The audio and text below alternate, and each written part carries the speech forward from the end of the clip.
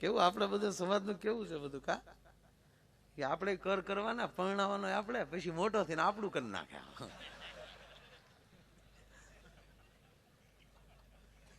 સાધુને ઘરે તો આવું ન હોય, પણ આ વરરાજાને ધ્યાન રાખવું કે કેવા લાડ લડીએ છીએ. આવા લાડ પરમાત્માની કૃપા હોય તો લડાવાય ભાઈ, આ બાકી લડાયું લડાવાતું નથી સાહેબ. હે એટલે આજનો આનંદ બહુ છે, લહેર બહુ છે, ભાવ બહુ છે,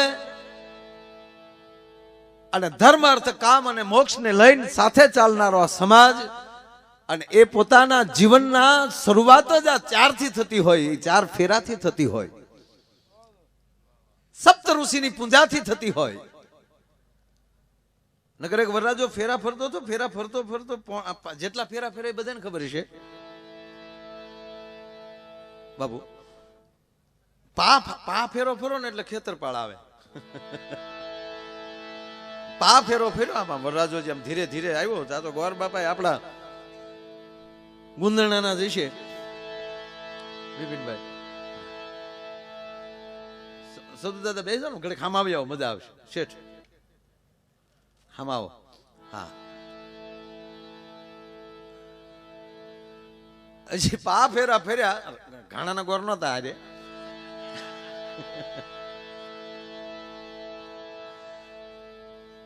ગામની ગાયનું દેશી ઘી ખાઈ ગયેલા, ગામની ગાયનું, ઘરની નહીં.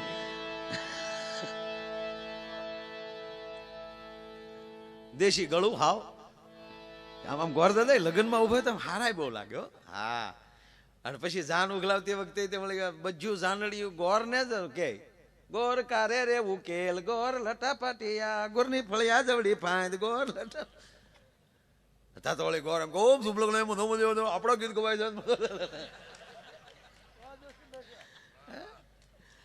કારણ કે લગ્ન છે એ 9 રસથી લબોલબ ભરેલો પ્રસંગ છે.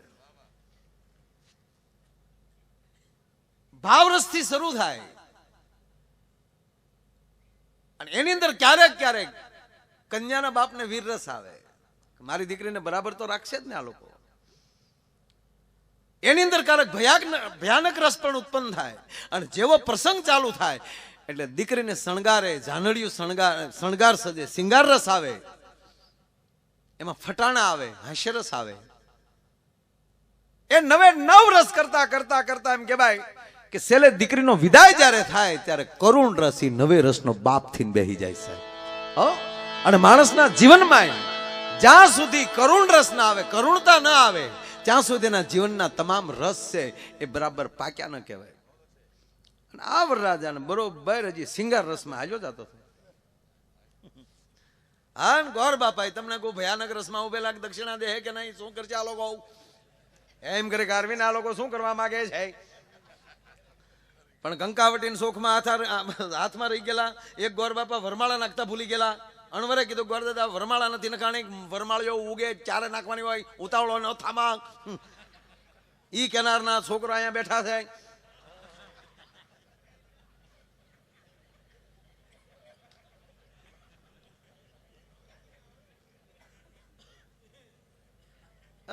મજા જ આવ્યા કરે. એક ગોરદાદાએ વધારામાં 6ઠ્ઠો ફેરો ચાલુ કરી દીધો. 6ઠ્ઠો 5નો જ ફરી ગયા હતા. એવું બન્યું છે ને. કન્યાએ કીધું બીજી છોકરીને મારે મોર થવાનું હોય, હજી ગોરદાદા આ બીજો ફેરો શરૂ થયો તો મને કેમ મોર ન કરી? ગોરદાદાએ કીધું તું જ મોર થવાની છો, સાની મની મૂંગી માર.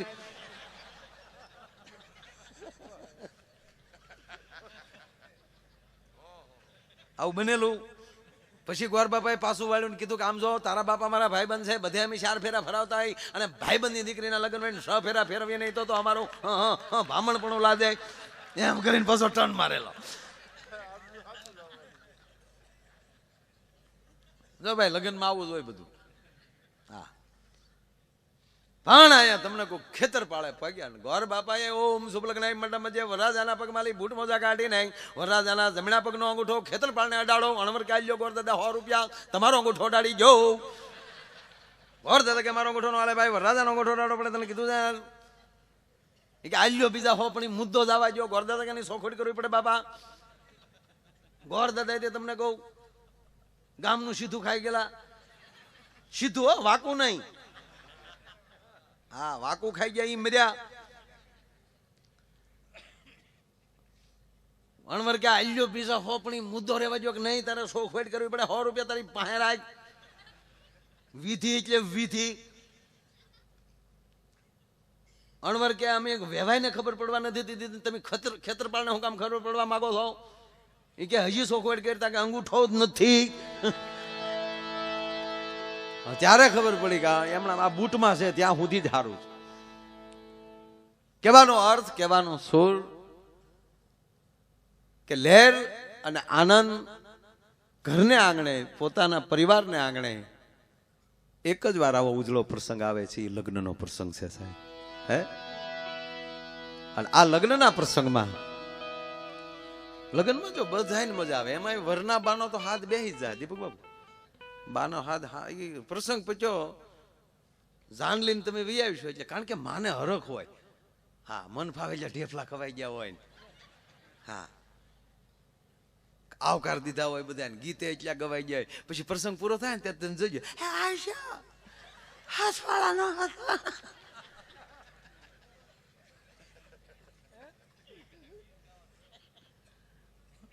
પણ ગીત ગીત છે, મારા ગીત જ ગાવું છે. કોયલ બેઠી આંબલિયાની ડાલ, એ મારો મોરાલિયા બેઠો રે ગઢને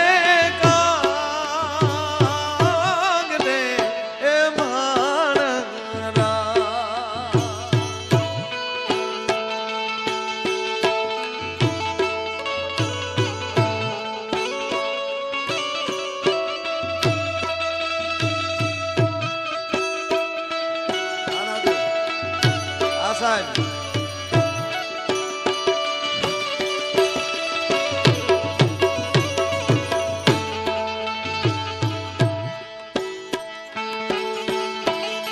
હરખો વગાડજો.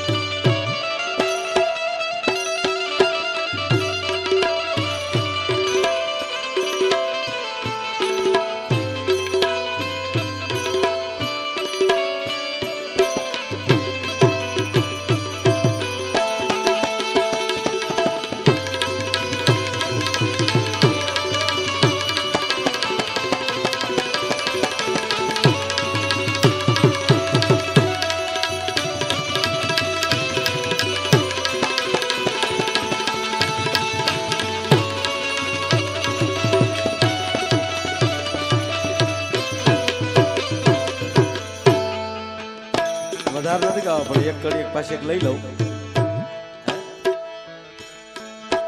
વન રાતે વનમાં મીઠોળ જા જા રે, વન રાતે વન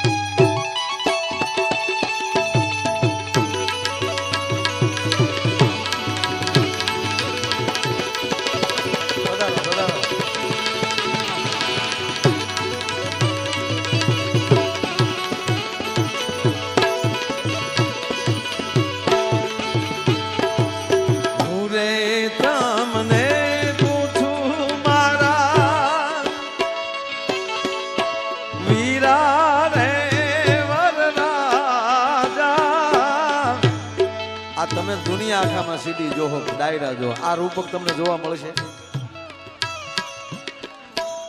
એકચ્યુઅલી તમે બધા ભાગશાળી છો, કારણ કે આ પરિવારનો પ્રોગ્રામ છે ભાઈ.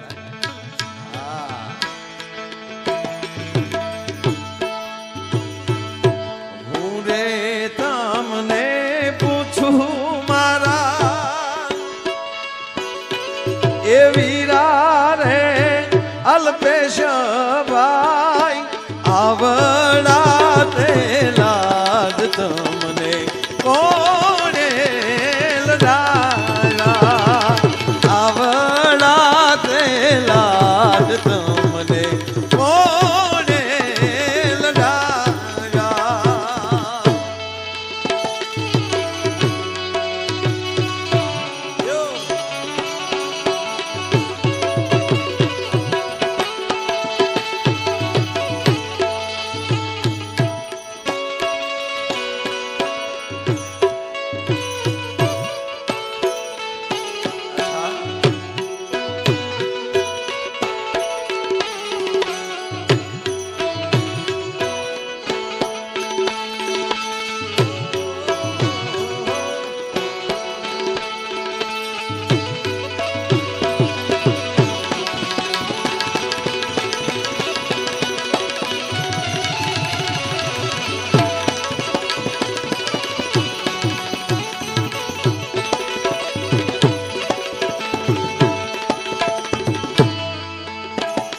મારા પિતા રે પરસોત્તમ દાસ ને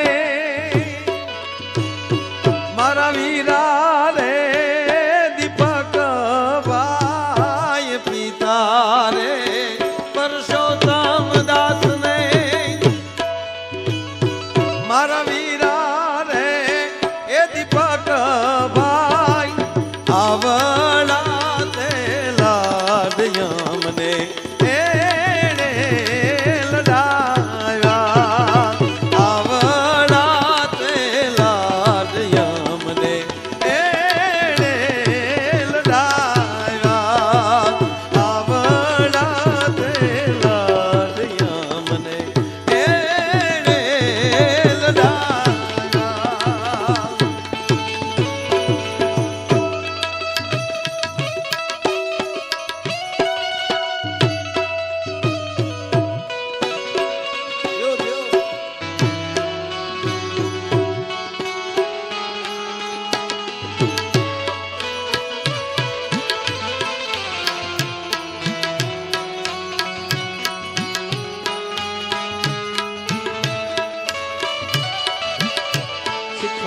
શીખ્યા.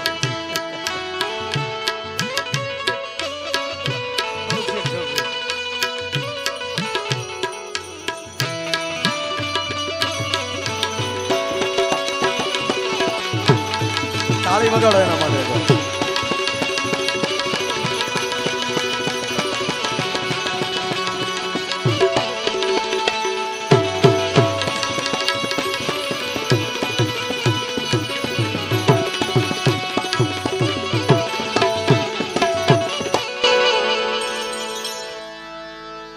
ટૂંકમાં લગ્ન ગીત આ બધા બેઠા હોય ત્યારે ગાવાનો સાળો ન કરાય, પણ મેં કીધું એમ કે આ પ્રોગ્રામ કે આજનો કાર્યક્રમ એ છોકરો બેસી જાઓ ઘડીક લઈ જાઓ અમારું. હા, તમારા લગ્નમાં ડાયરો રાખશો હો ભાઈ. વાહ, હા, મારી પાસે ટાઈમ હશે તો આવીશ.